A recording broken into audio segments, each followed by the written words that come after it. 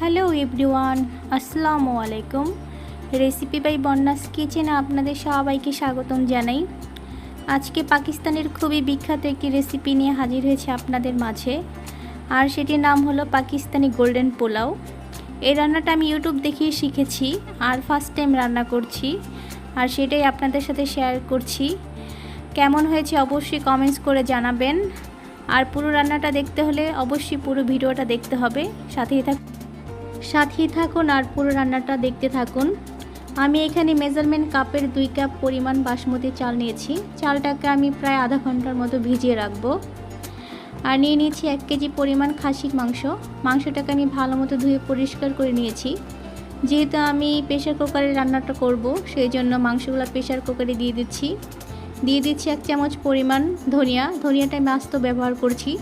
দিয়ে দিচ্ছি 6 পিস এলাচ, দিয়ে দিচ্ছি 4-5 টুকরো দারচিনি, দিয়ে দিচ্ছি 5 পিস লবঙ্গ, এখানে একটা বড় এলাচ ব্যবহার করছি।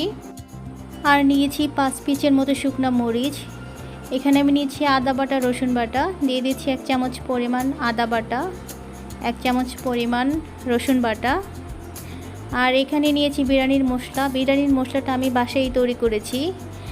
দিয়ে দিচ্ছি 1 চামচ পরিমাণ বিরিয়ানির মশলা, বাকিটা আমি পরে ব্যবহার করব। দিয়ে দিচ্ছি 1 চামচ ভাজা জিরার গুঁড়া, আর দিয়ে দিচ্ছি 1 চামচ পরিমাণ কালো গোলমরিচের গুঁড়ো, দিয়ে দিচ্ছি 1 চামচ পরিমাণ লবণ, আর দিয়ে দিচ্ছি পরিমাণ মতো পানি মাংসটা সিদ্ধ হওয়ার জন্য। দিয়ে দিচ্ছি 1 চামচ পরিমাণ শুকনো মরিচের গুঁড়ো, আর দিয়ে দিচ্ছি এখানে 1 চামচ পরিমাণ হলুদের গুঁড়োটা রান্নায় অনেকেই ব্যবহার করে না, কিন্তু আমার কাছে ভালো লাগে তাই দিচ্ছি আর কি। এখন প্রেসার কুকারে ঢাকনা লাগিয়ে প্রায় 4-5টা সিটি দিয়ে মাংসটাকে সিদ্ধ করে নিব।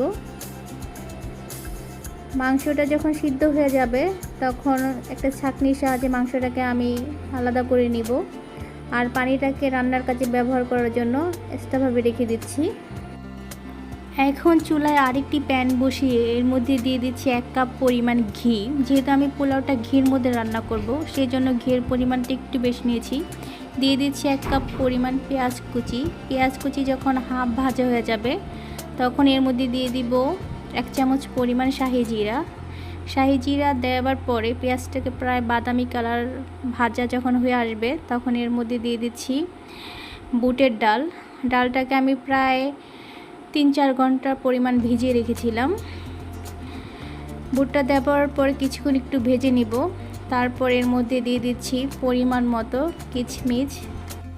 এই রান্নাতে কিন্তু সাধারণত কালো কিশমিশটা ব্যবহার করে, যেহেতু আমার কাছে কালো কিশমিশটা ছিল না, সেই জন্য আমি এখানে এই কিশমিশটাই ব্যবহার করেছি। আর সুন্দর একটা কালার আসার জন্য আমি কিছু বাদাম ব্যবহার করেছি। দিয়ে দিচ্ছি পরিমাণ মতো টমেটোটা দেওয়ার পরে কিছুক্ষণ কষিয়ে নিব যাতে টমেটোটা একদম সিদ্ধ হয়ে যায়। আর ঢাকা দিয়ে প্রায় 2-3 মিনিটের মতো কষিয়ে নিব যাতে বুটটাও সিদ্ধ হয়ে যায় আর টমেটোটা একদম গলে যায়। সেজন্য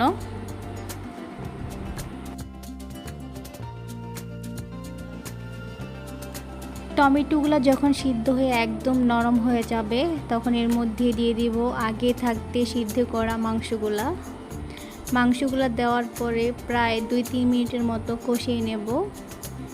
যখন সম্পূর্ণভাবে কষানো হয়ে যাবে তখন এর মধ্যে দিয়ে দিচ্ছি আমি যে মাংসটাকে সিদ্ধ করে পানিটা এক্সট্রাভাবে রেখে দিয়েছিলাম, সেই পানিটা এখানে দিয়ে প্রায় 15 মিনিটের মতো রান্না করব যাতে মাংসটা একদম নরম হয়ে যায়।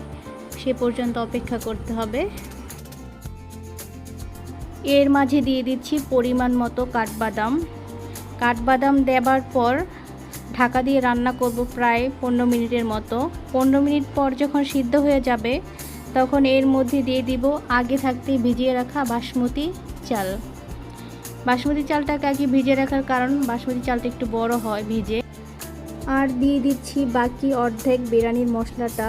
আর আমার পানির পরিমাণ আর একটু লাগবে, সেই জন্য আমি গরম পানি ব্যবহার করছি। এক্ষেত্রে কিন্তু গরম পানিটা অবশ্যই ব্যবহার করবেন।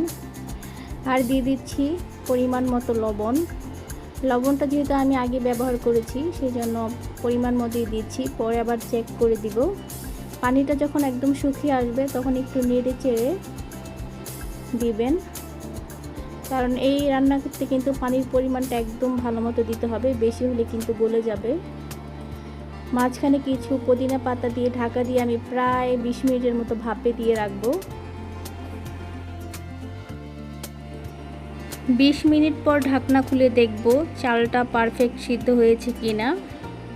এভাবে আপনারা রান্না করে খেতে পারেন, অবশ্যই মজাদার একটা বিরিয়ানি। আর আমার রান্না যদি আপনাদের ভালো লাগে অবশ্যই একটা লাইক, কমেন্টস, শেয়ার করবেন, চ্যানেলটাকে সাবস্ক্রাইব করবেন, পাশে থাকা বেল আইকনটি বাজিয়ে দিবেন অল নোটিফিকেশন পাওয়ার জন্য। আর আমার জন্য দোয়া করবেন। আপনারা সবাই ভালো থাকবেন, সুস্থ থাকবেন। আল্লাহ হাফেজ।